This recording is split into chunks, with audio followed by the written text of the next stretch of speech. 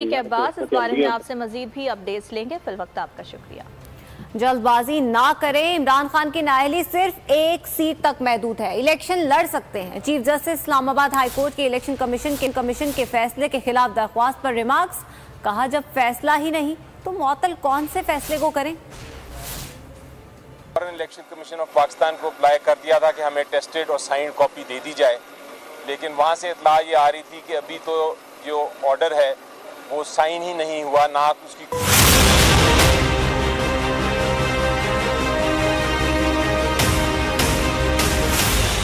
जब फैसला ही नहीं हुआ तो अदालत किस फैसले को मुअत्तल करे। इमरान खान की नाअहली के फैसले के खिलाफ दरखास्त की समाअत पर चीफ जस्टिस के मानी खेज रिमार्क्स। कहा नाअहली सिर्फ एक सीट पर हुई है। वकील इमरान खान से इस्तफसार किया, जल्दबाजी क्या है, तहरीरी फैसला आने दें, जब तक आप एतराज़ात दूर कर लें। इमरान खान इलेक्शन में हिस्सा ले सकते हैं। आपको फैसले की मुसद्दक़ा कॉपी मिल जाए तो अगले रोज आ जाइएगा, समाअत कर लेंगे।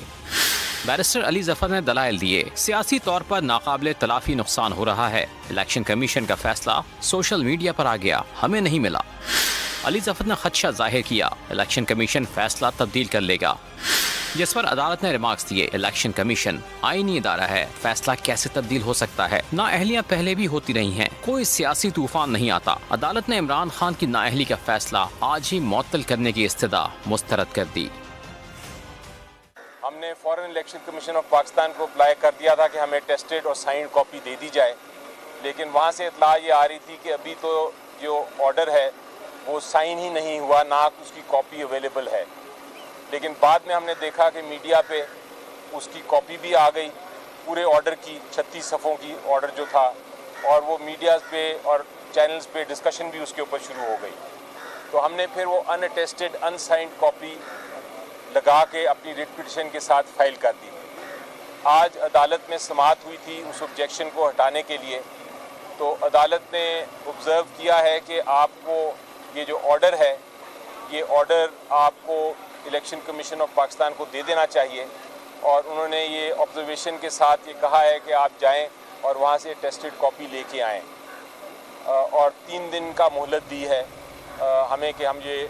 अभी आपको अहम खबर दें, सुप्रीम कोर्ट ने इमरान खान ऑडियो लीक की तहकीकात के लिए दायर दरखास्त पर 6 एतराज़ात लगा दिए। रजिस्ट्रार सुप्रीम कोर्ट के मुताबिक दरखास्त में निशानदही नहीं की गई कि मामला बुनियादी हुकूक का है या मफाद आम। दरखास्त गुजार ने मुतल्लिका फोरम पर जाने से पहले मर्जी सुप्रीम कोर्ट में डाल दी है। एतराज़ात की वजाहत करते हुए रजिस्ट्रार ऑफिस ने बताया कि सुप्रीम कोर्ट दर्ज की गई दरखास्त की शिक से मुतमईन नहीं। इमरान खान ने ऑडियो लीक्स पर जुडिशल कमीशन या JIT तश्कील देने की दरखास्त दी थी।